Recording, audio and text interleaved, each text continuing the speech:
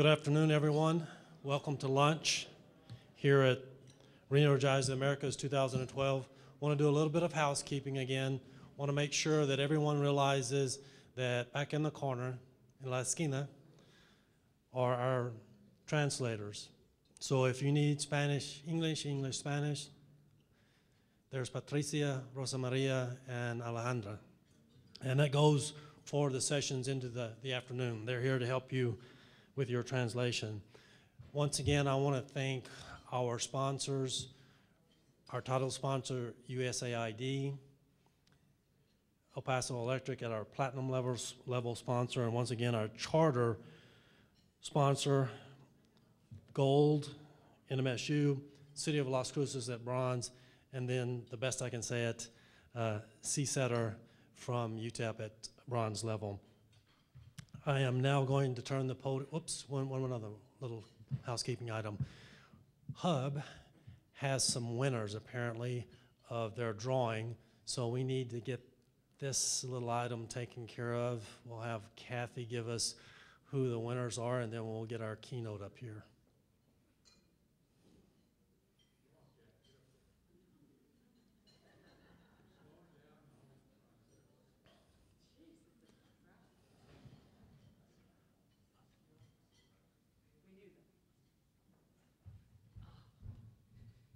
Thank you, Britt. This is not a big, huge deal, but I'm Kathy Swain, Executive Director of the Hub of Human Innovation. We're thrilled to be here and to have met so many of you with our booth out here. And we did have a little drawing. We asked people to put their business cards in a fishbowl. And so I'm going to read off the names. Our first gift is a book, The Rainforest, How to Create the Next Silicon Valley. There's a long story behind that. And we have two winners, one from yesterday, Raymond Madsen, I hope you're here. And Meredith Hildreth from City of Las Cruces. Then we have, you're gonna love this one, a Hub logo polo shirt. And we had two winners. Let's see, Richard Coy from Defensive Network Security Consultants, are you here? And Buck Hamilton from Homeland Security. All right. And then finally, we have compliments of Roof Care, one of our client companies, a very energy efficient LED flashlight, and that winner is Vimal Chaitanya from NMSU. So come see me, collect your goodies. All right, thanks, Kathy. Now I'm going to turn the podium over to Jim Peach, Regents Professor here at New Mexico State University.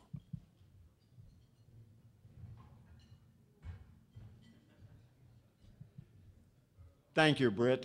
And I'm here to introduce my colleague, my friend, and fellow unindicted co-conspirator on many issues, Dr. Abbas Ghassemi, as your luncheon keynote. And this is going to be great fun to do the introduction. And I've tried to warn my friend Dr. Ghassemi. Actually, I'll not tell you really what I know about him. But Dr. Ghassemi got a Bachelor's of Science degree in chemical engineering from the University of Oklahoma in 1979.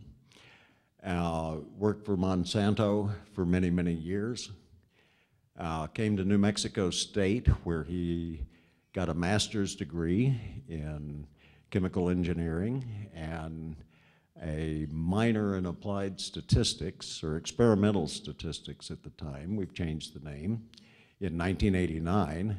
And just 1 year later, and I've got to ask him about this, 1 year later received his PhD. Took me years to do that, but Abbas is faster and brighter than I am. He's been at NMSU since 1992. He is currently director of the Institute for Energy and the Environment and executive director of work And I don't really know the difference between being a director and an executive director, and perhaps he can explain that to you. He has a long list of publications and books, articles. He is a great teacher, and he's known for that. And I'm really certain that you're going to enjoy my colleague, Dr. Abbas Ghassemi. And the fact that he asked to borrow my overheads, my PowerPoints for this presentation, I won't tell you that. Abbas, come on up here. Thank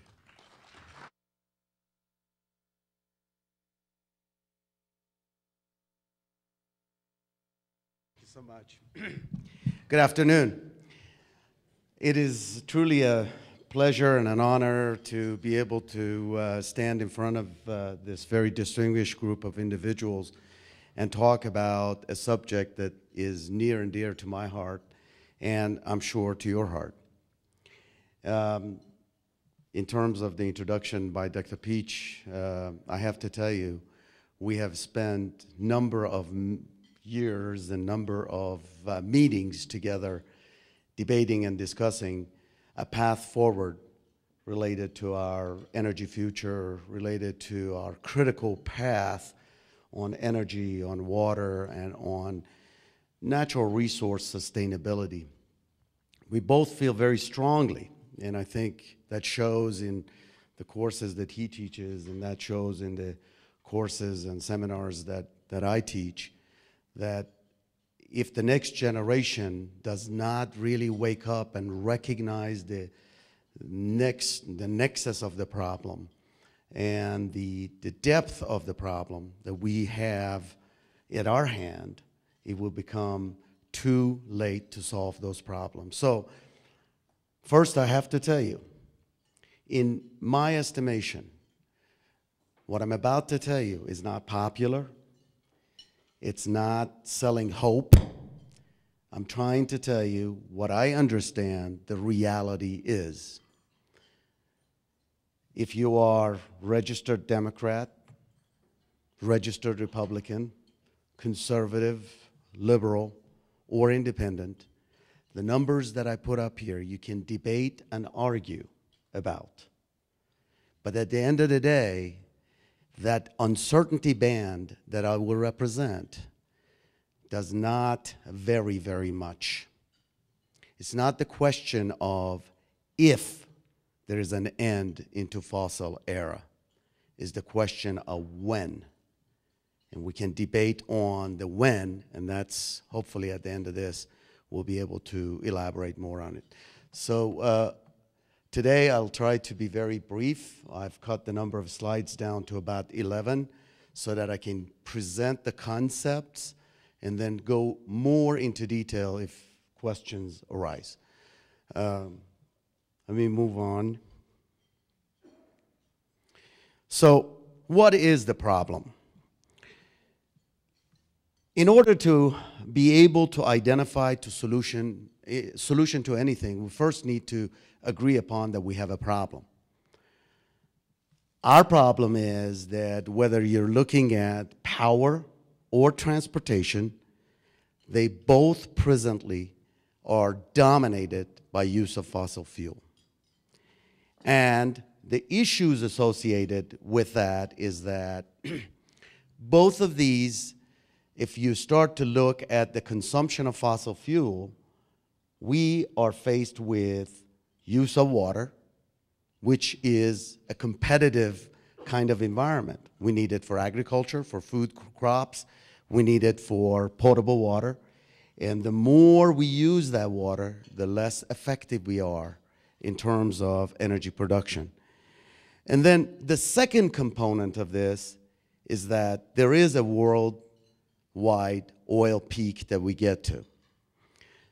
I'm going to draw an analogy for you so that you and I are on the same page on this issue of world oil peak, gas peak, and coal peak, fossil fuel peak. Fossil fuel, by definition, is not renewable. Once you run out of it, you've run out of it. Fossil fuel, in my analogy, is like a savings account. If you had to pay your home payment, your car payment, and your living expenses from your basic savings account, that won't last very long. Recognition that this is a savings account will help us understand and optimize the use of this precious resource that is given to us. From all of the various sources that I have been able to get to, natural gas is got the life of being at the peak somewhere between 2030 to 2050. There is an uncertainty associated with it depending on what site you go to. Oil is got the peak of 2010 to 2020, and then coal somewhere between 2060 and 2080. Let me be clear. When we get to the peak, the price starts to go hockey stick. So whatever we had up until now, which was controlled and affordable, will become uncontrolled and unaffordable because of the competition for that very precious resource. So what are the culminating effect that talks about this world oil peak price? This chart has got three elements, and I think you've seen some perturbation of this in some of the other presentations throughout this past 2 days. First and foremost, our energy consumption is going up. We, as a nation, use a lot of energy, but so does the rest of the developed nation. And that energy consumption will continue to go up because of the worldwide population growth. It is anticipated that by 2030, we will be at 9 billion people, and that quickly goes to 12 billion people. Furthermore, most of that development of the growth of the world population is in the developing world. And why is that important? Because when you start to look at, and I'll come back to this developing world one more time, when you look at the amount of demand that we have, and this is the demand for the power portion of our energy source. When we look at this year or this era that we are in, we're using somewhere around 15 trillion kilowatt hours per year. Okay, let me be clear. That is somewhere around 15 times 10 to the power of 15. So whenever we hear the stories about somebody's got a megawatt of generation or gigawatt of generation, that's 10 to the power of 9 at best in the giga sense, or in the mega sense is 10 to the power of 6. That's a significant factor less than what we need. A third of that consumption is in the US. As the world population grows, that demand is going to grow. So we talked about developing nation. There's something called Human Development Index. That is how we as human beings are able to reach our God-given potential to live to the length of time that is given to us, to be able to prosper, to reach the optimum capacity that we have. That Human Development Index, as defined by UN, is 1 when you're able to reach it. And that is directly correlated to amount of energy consumption. So the further we are on the energy consumption curve, the closer we are into 1, into being able to reach where we are. Without it, we have tremendous amount of problem with infant mortality. We have a tremendous amount of problem with life as we know it, with agricultural, with water delivery, with every component of our lives. We observe that in the case of the Hurricane Katrina. Shut down completely. We observed it right here in southern New Mexico and West Texas several years ago when we had the freeze in February, where nothing worked. Natural gas didn't deliver, water didn't deliver, sanitation was an issue. So it is important to recognize that where we are is because of the consumption of or availability of that energy. Now, the rest of this developing world, that's the most of the population growth, they're sitting at the lower end of Human Development Index and at the lower end of the energy consumption curve. So as the population grows, they begin to grow, migrate towards higher consumption. And that higher consumption means more competition for us if we are going to have that available to us. Notable to say, 80% of the world's population of over 6 billion people is below 0.8 on the HDI, on the Human Development Index. 80%. Now, it's important also for us to recognize, typically we talk about the problem is somewhere else. It's really important to recognize if we look at where energy is available and who uses it, this gives a pretty stark picture of the portion of the world that does not have access to electricity. 2.4 billion people have no access to main energy resource. All right, so I went to NASA page and I downloaded this picture because it's really important for us to put that visually. Where are the consumption of this energy taking place? Obviously, we can see a lot of the East Coast of US, and Las Vegas is right over here, and you can see it there, and Western Europe, and then Japan, and a little bit in Australia. So you see some extensive growth in or demand in South America, but mostly is in Western Europe and US.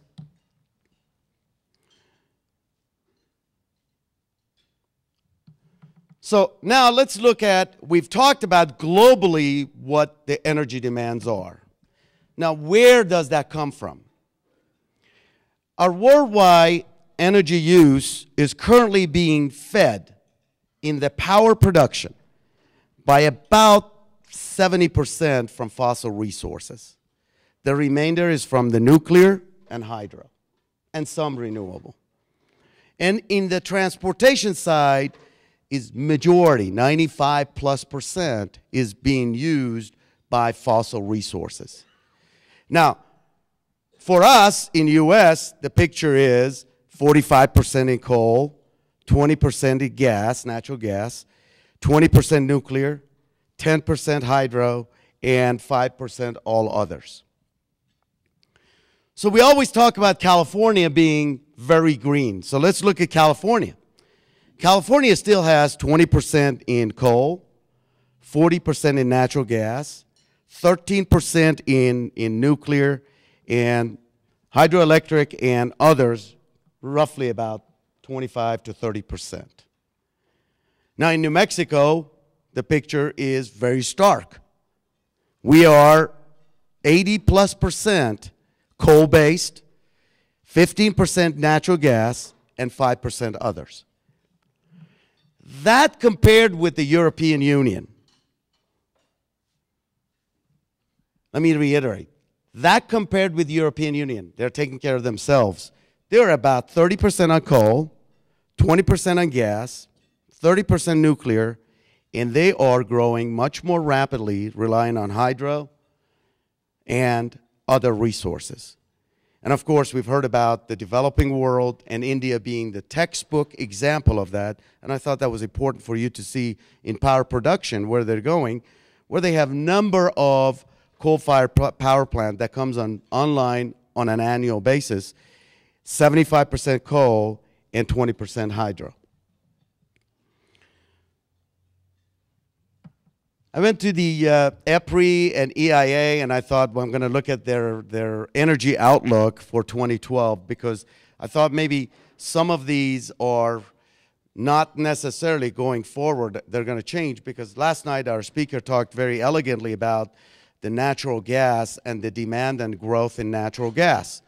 So I thought I'll go and look at what the forecast is by EPRI, Electric Power Research Institute, and EIA. And amazingly, the natural gas is going from somewhere around 24-25% to 27% by 2035. Renewable is only growing by 5%. Coal is dropping in terms of percent usage, and nuclear is dropping. And I was really perplexed. Why is nuclear dropping? And the presumption is that some of the decommissioning and that goes on with the current plants, that they won't necessarily come back online, and there may be lack of application to bring those things online. So I have a hypothesis. I think we need to turn the picture around and begin to look at our energy resources as true cost of capital. So something called energy return on investment, EROI. And if we start to look at EROI, things begin to make a lot more sense. Because when coal and oil in the early 1950s were beginning to take off, it's because they had huge return on investment. But as you begin to look, and we go down that time frame, the EROI begins to go down. Now, my colleagues in the oil and gas industry, coal industry, when we talk about it, they say we're still having return on investment. But the return on investment, if you begin to look for the total life cycle cost associated with the investment that we make, is significantly less and in an unaffordable range. Now, natural gas still has some possibility and may go up because of all the fines that are going on with the shale. So why is it that we are, if everybody sees what we're seeing, why is it that we're not moving that direction? Why is it that we're not embracing renewable? It's because of the cost associated with building renewable infrastructure for power development. $8 billion for a nuclear power plant of somewhere around 1,200 megawatt. $10 billion for wind. $9 billion for solar. And you start to look at the footprint associated with these. Huge. So that's why we continue to do the same thing over and over again. And I think most of us agree that the definition of insanity is doing the same thing over and over and expecting a different result.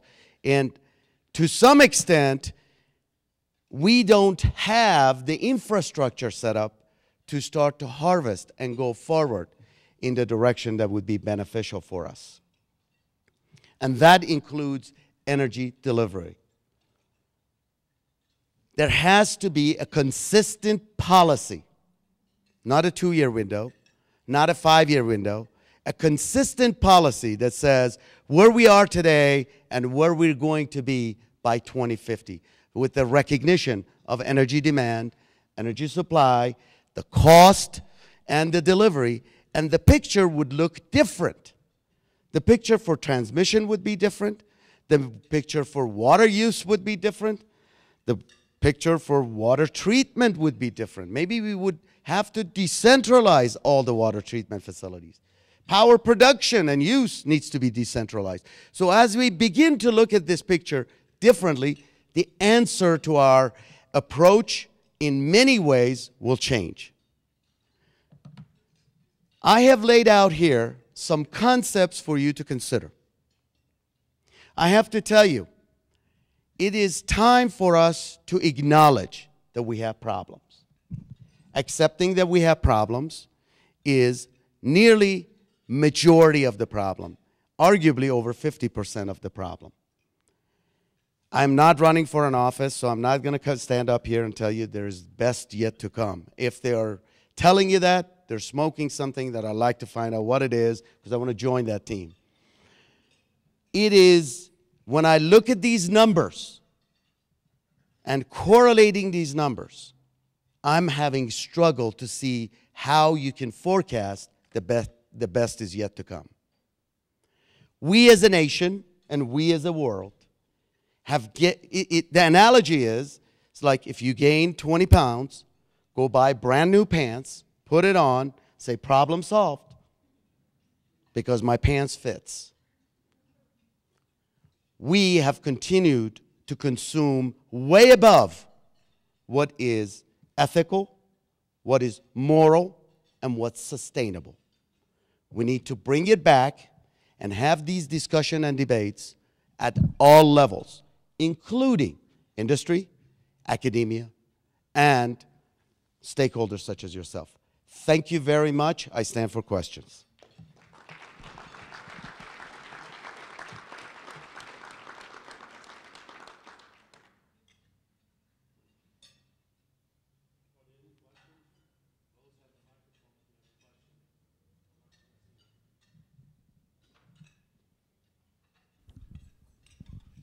Abbas, I'll play the devil's advocate. I've heard several talks here at this series of, at this event, at the panels, suggesting that market's going to drive use of various forms of energy. We heard last night, for instance, that natural gas 3-4 years ago, we didn't have the opportunity now that we have with abundant shale gas available, and so that's changing the nature and the interest in the potential for natural gas being part of the portfolio of energy that you outlined there. What is it that you would argue, how would you argue that market forces will not drive us in the right direction regarding either hydrocarbon use or renewable energy use going forward? Ultimately, people will vote with their pocketbook. Why is it that we feel, or you feel, that we need to do something that's not going to be driven essentially by, once the people start feeling the pain at the gas pump or the pain at with their utility bills, or as they go forward, that they won't demand of their politicians and taking steps. And you see that Europeans would argue that about their gas prices for cars, for instance, but I think you could expand that even further. I'm kind of being a devil's advocate here because I agree with a lot of what you're saying here as to what potentially could happen, but why wouldn't it be self-corrective under the market forces? Thank you, Paul. There are multiple answers to that very complex question you're asking. First, our demography is different than the demography of the European nations. We are very much an individualistic kind of nation.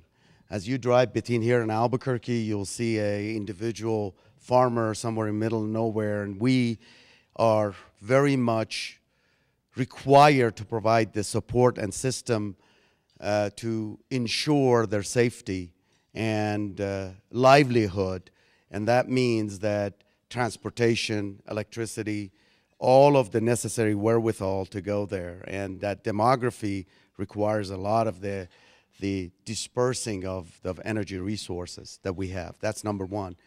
But more importantly, when we get there, I think yesterday one of our speakers asked the question is, how many of you believe that what portion of our defense budget in this country goes towards protection of natural resources and securing the fossil resources that we have?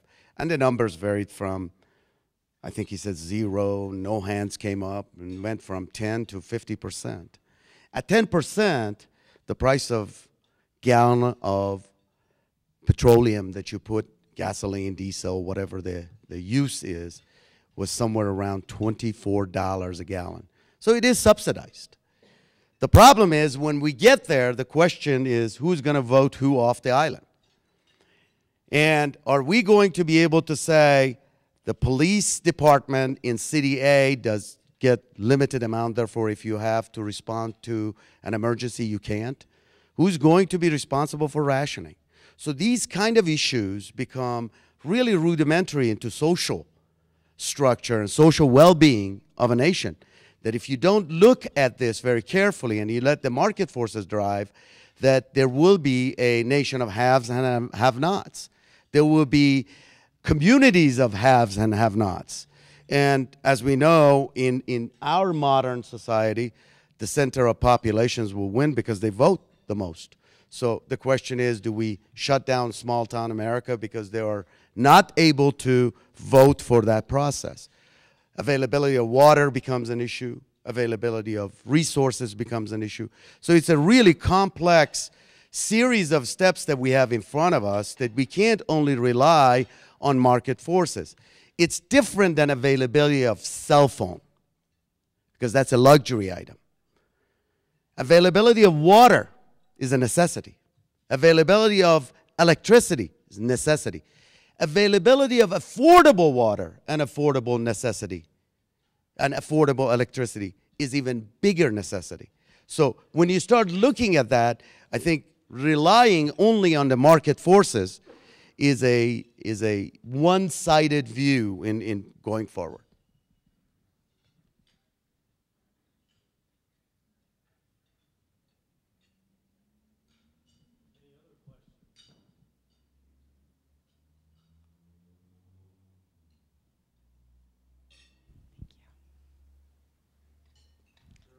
Thank you very much. And I realize you're trying to make us think about what the answers might be, but I'd like to turn that around and ask you which directions you think we might want to think about. Thank you so much, Sandra. I have to tell you, the slides that are removed from here is the options that we have in front of us. Listen, all the low-hanging fruits have been picked. My generation and the generation before me really used all the right, easy answers. All we've got in front of us are a series of complex combination of solutions that we have to put on the table. All of the above is part of the answer. We have to have almost a portfolio of answer going forward. We cannot rely. We have to use the fossil energy as our savings account and bring it in, supplementing that or augmenting that with other resources. And I do not know. If you take hydro as an example, we need to look at hydro and go for low head, high flow. That has some limitation because the low head, high flow is not available everywhere. If you look at wind generation, that has some limitation because the wind is not available everywhere, and then transmission becomes an issue. If you look at solar, that has some limitation. So every one of the options we have in front of us, geothermal, so on and so forth, every one of these have some degree of limitation. And there is no optimum one size fits all. We have to embrace all of those and bring them all on the table in order to prolong the eventuality of the end of fossil era.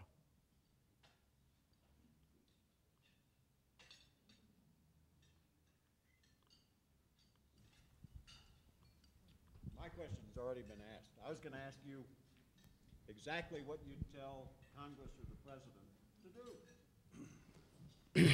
But that's pretty close to it right now. Right. Jim, I have to tell you, I think the last time that we were asked to write a policy paper, we kind of gave up and we said there is, there are brighter individuals than me that are addressing this issue. But I have to tell you, we are in a very, very precarious situation.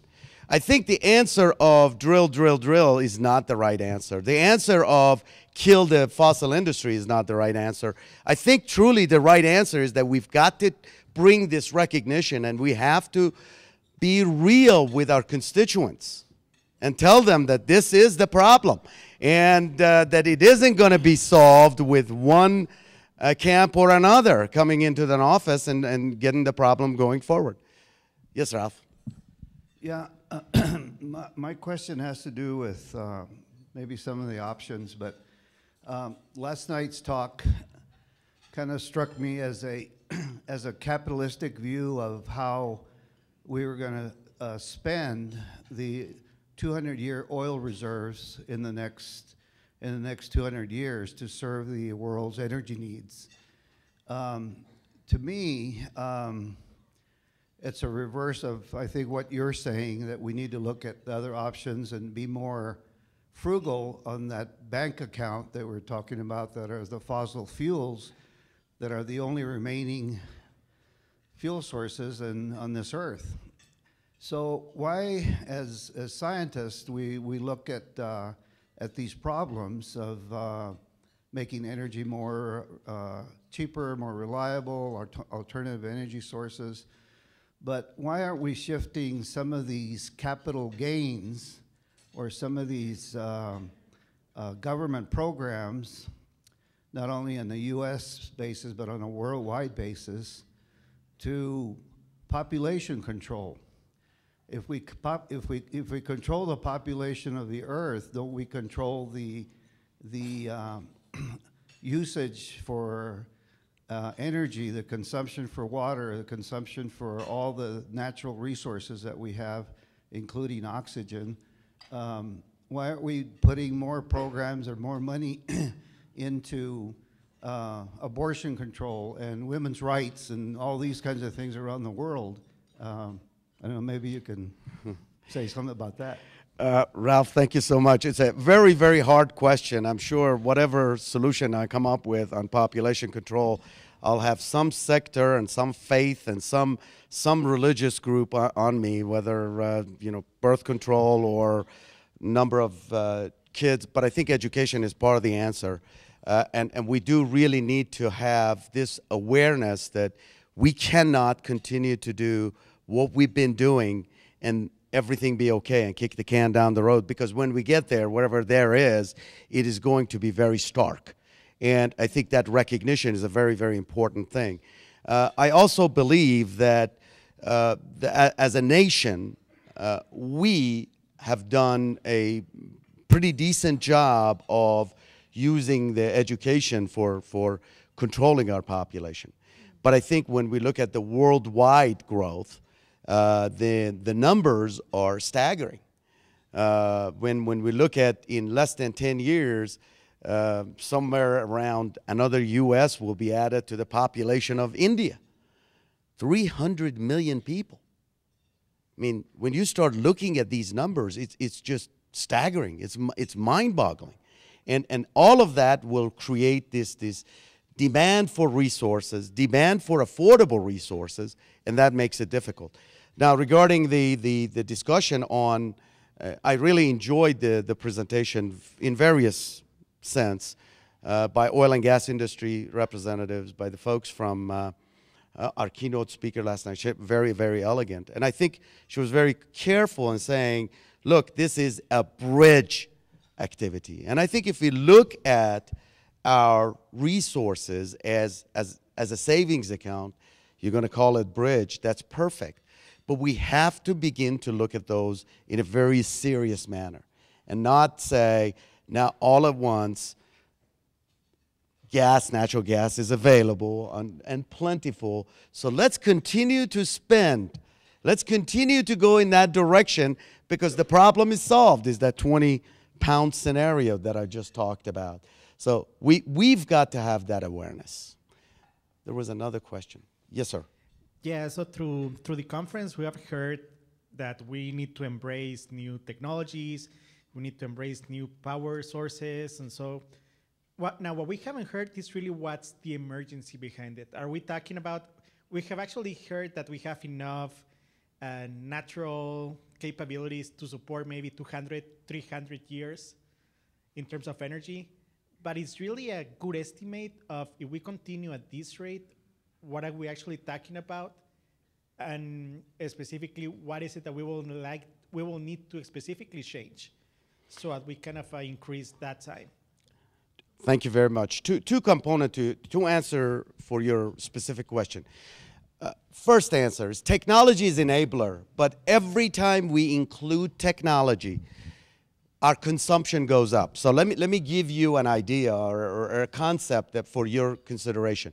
Every one of us have something that tags along with us that's called cell phone.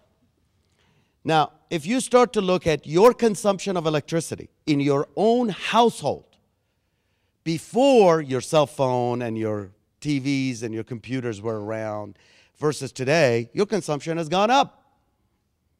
So technology is enabler, but technology development provides some degree of help, But because of the second law of thermodynamics, you're always behind this curve of, am I using more than I used before in this technology? Is it optimizing it? The only way we're going to be able to allow technology to help us is that if we go through conservation. Conservation will help us a lot, will lower that boom significantly in terms of going forward.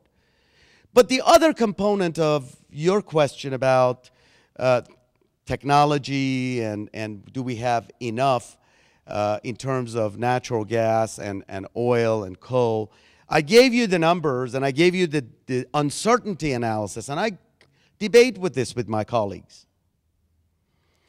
One of the discussions that I have very seriously on this is, let's assume you're right.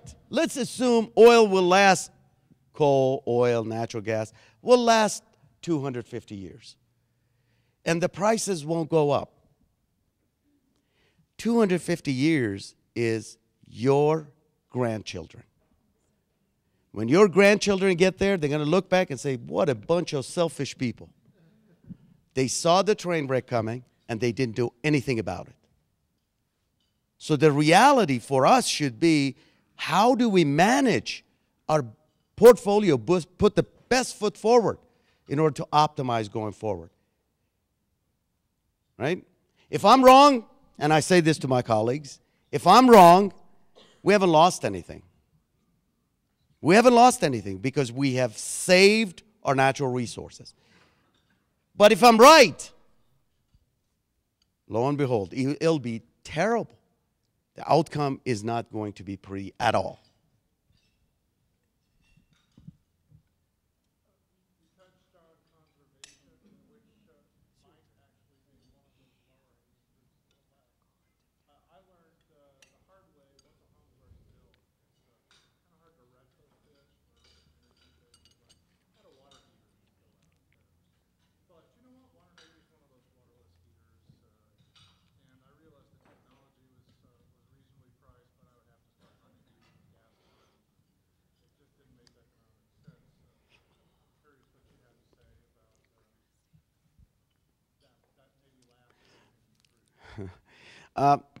Energy efficiency, conservation, and rethinking of our approach into energy delivery, water purification, centralize various entities. I mean, that's big. We have to do that. We have to do conservation and every component of that associated with every aspect of what we do in our lives.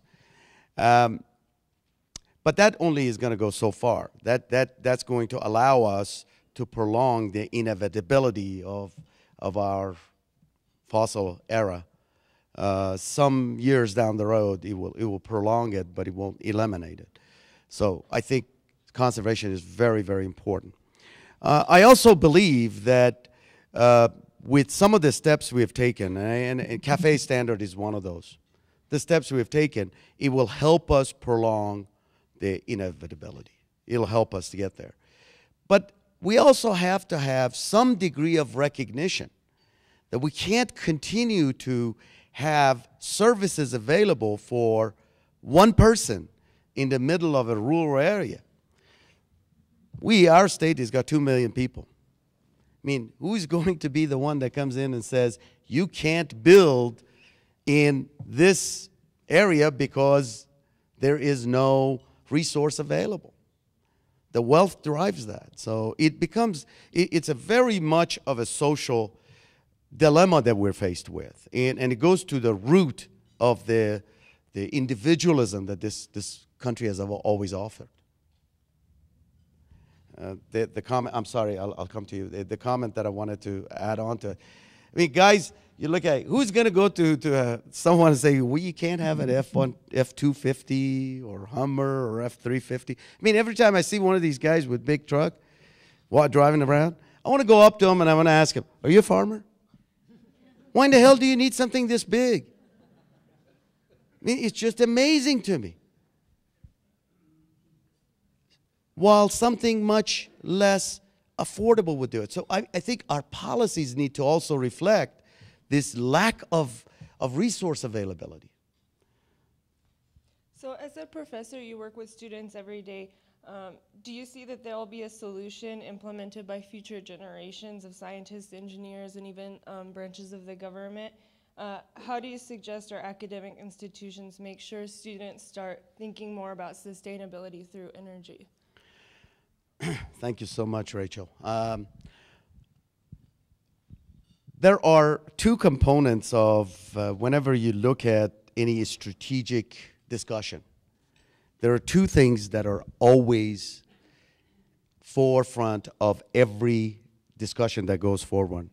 One is understanding the context, and the second one, asking better questions. I mean, those two are the crux of any strategic discussion you have, understanding the context. The biggest problem we've got is we, as a nation, as a world, as a civilization, have not come to the realization or do not understand the context by which we live under, which is the limitation of these natural resources of affordable energy, resources such as water, and those kind of things. So we have to do a better job of conveying that to our future generation so that they understand that this is truly, the context is not right wing, left wing, is not Republican, Democrat, it's just natural resource.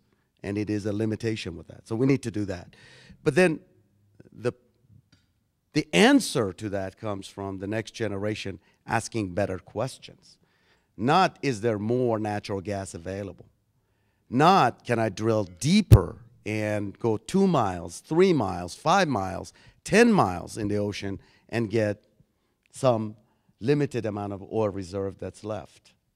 So I think that becomes the signal of hope that I see going forward. Other than that, it really looks pretty bleak. I wouldn't want to tell my grandchildren that we saw this coming and we didn't do anything about it. We thought that you would be smarter and you would figure it out when we get there. Yes, sir. Yes, according to the Energy Information Administration, roughly about 60 to 65% of the energy from fossil fuels is lost in conversion to electricity. Why isn't any innovation taking place in reducing that waste? That is like an energy efficiency issue. Why isn't that, there isn't a lot of innovation in reducing that waste? Thank you so much for that. That's an excellent question.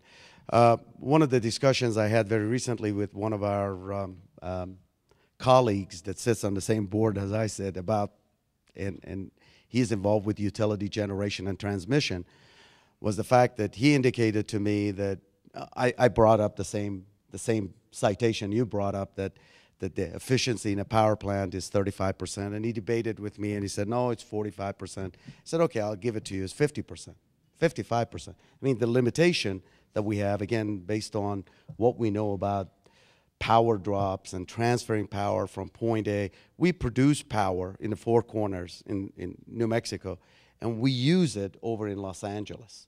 And that's crazy. Our production site and our consumption site are so far away from each other. The central populations, Houston.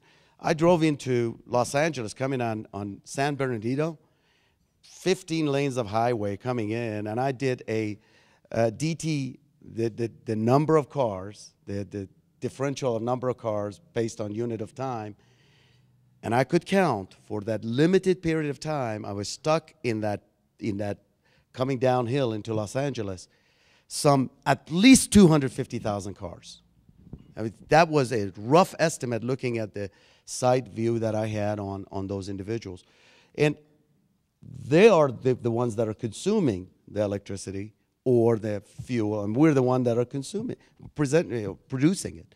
So I brought up this comment to him, and he said, no, we are 40%, 45%. And then his comment was, and I think this is noteworthy, was that we really cannot afford to charge the true cost of electricity production. And because we can't afford to do the true cost of electricity production, it's a subsidized price. We pay 9 cents, 10 cents, 11 cents, 12 cents kilowatt hour. The reality is it costs significantly more. So any upgrade we do that is significant investment has to go through tons of these bodies. The Regulatory Commission would have a heyday if you want to triple the price. So these boundary conditions, and rightfully so. Rightfully so. If you're a major consumer and your price went from 9 cents to 33 cents a kilowatt hour, I mean, sustenance becomes a significant issue. So I think that has a lot to do with it.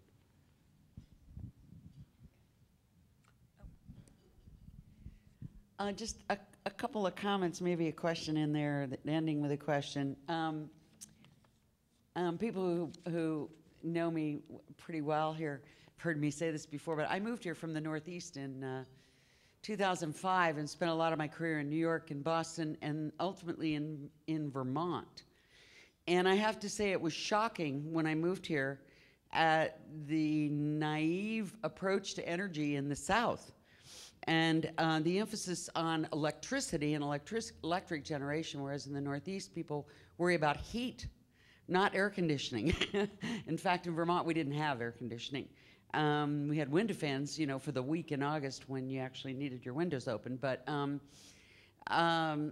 so you know, it seems to me that the acknowledgement of the problems you're describing is kind of a delayed reaction even in this part of the country, actually. I mean, I remember the first alternative energy deal that I personally saw was on Main Street in St. Johnsbury when I was doing venture capital at a community development corporation, and someone came in and wanted to pelletize chicken poop. And that was in 1980. And I actually had a friend who drove his Mercedes on, you know, vegetable oil from the local restaurant, and heated his house with it too. Wood, everybody heats with wood up there. There's not a single family home in Vermont, New Hampshire that doesn't have a wood stove. And I certainly had one. I had a wood cook stove for that matter. So, you know, Michael Weber in his program at UT Austin makes the point emphatically that, you know, we all look at utility generation, electric generation, and when we talk about energy. And in fact, fuel and transportation is by far the dominant use of our energy resources, particularly fossil fuels, around the world. And so what are we really, why are we not focusing more on that? And particularly in terms of tax incentives, you know, and listening to the debates and so on, and oh my God, subsidies to green energy, you know. How much of that, I wonder, went to the large oil companies who are diversifying, you know, aggressively into alternative energies. But what about tax incentives? Just sorry, this is long-winded getting around the question. In terms of policy, what do you think tax incentives should look like in this entire world realm? Thank you, Kathy. I have to tell you, policy is both enabler and disabler. You know, we know of policies that are enabler and we know of policies that are disabler. I have to tell you, enabler, those of you that know me, I drive pretty fast. So I'm going to tell you what is a good policy. The other day I was driving this was about a year ago, I was driving from Albuquerque to Santa Fe when they were working on the road between Albuquerque and Santa Fe, and I had a hearing, Jim, I'm sure you had the same thing in Santa Fe, and it was starting at a given time, but by the time I got to I hadn't counted for this construction. I got to Albuquerque, I started to do back of envelope calculation, and I thought, boy, my God, there's no way I'm gonna make it, I've gotta go through it. So the zone is a 45-mile-an-hour zone, and I pushed it, and I went 56 miles an hour zone.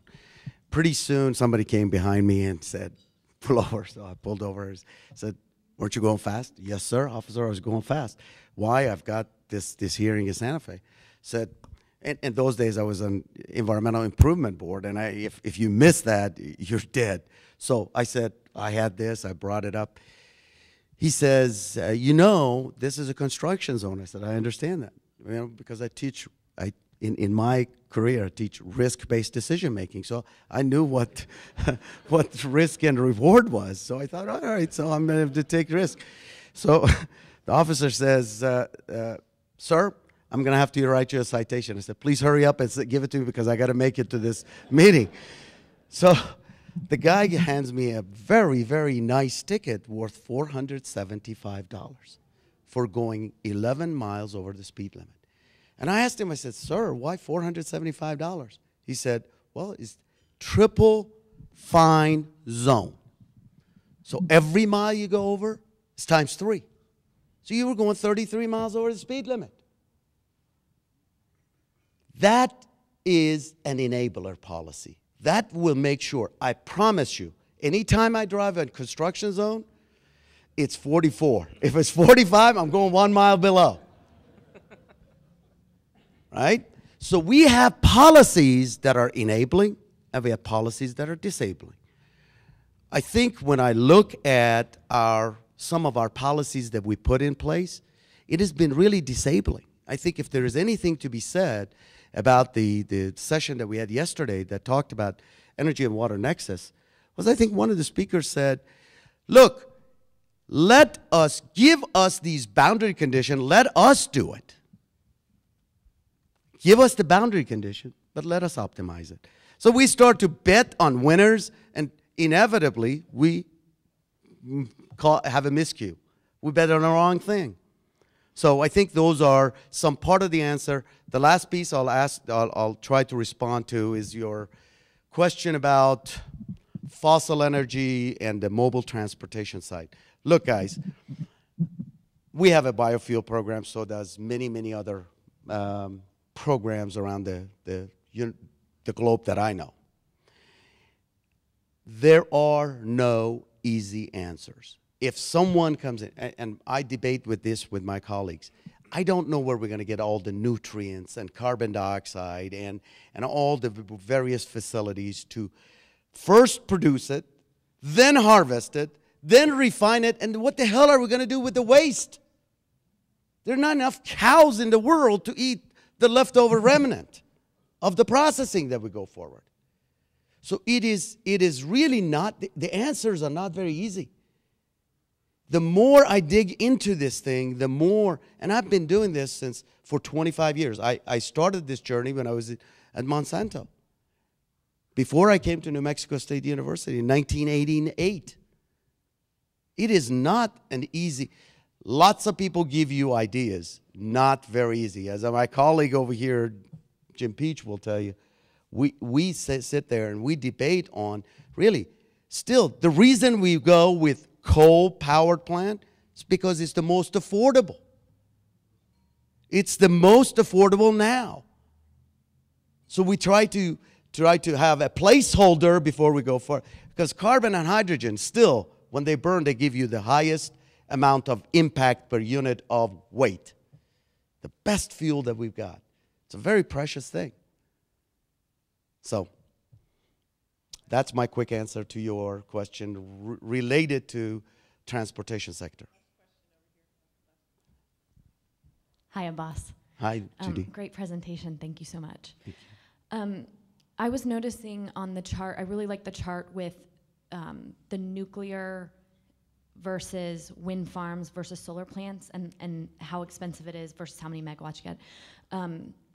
I think that I know the price of solar and wind are going down and they're decreasing. Even as they get lower and that chart changes where solar and wind are more affordable, there's a lot of challenges with solar and wind. The biggest one, in my opinion, being that they're intermittent power sources. So what are your thoughts on energy storage? Because I didn't really see any of that as it pertains to this whole concept. I think it's kind of the biggest challenge for our country right now, and I just wanted to know your thoughts. Thank you. Thank you so much, Judy. I have to tell you, energy storage is the holy grail of all of our problem. Bingo. I mean, one of the practice that I give, and I think Jim does the same thing, I'll tell people in my classroom, go figure out how much do we pay per unit of energy, watt, kilowatt, whatever that is, for a replacement watch in your battery or AA. For Friday night, for practice, go outside and buy a AA and come back and do a calculation. Dollar per watts, and then transfer that to kilowatts. It's huge. The energy storage is a big problem. You're hitting on an issue that is really the next step. So anytime you go to any of these non-base load sources, energy storage becomes big, and we have electrical storage through capacitors or anything related to electrical storage, mechanical or chemical. Those are the three I know. And I don't see any one of those that is coming out of the chute with tons of efficiency. Anytime you store energy, if you put in 1 unit in and you're getting 0.2, 0.3, 0.4 out, that's not really a wise way of doing it. It's like I ask you to give me $1 and give you 40 cents back. I mean, it is just not the right way to do this. It's a big issue.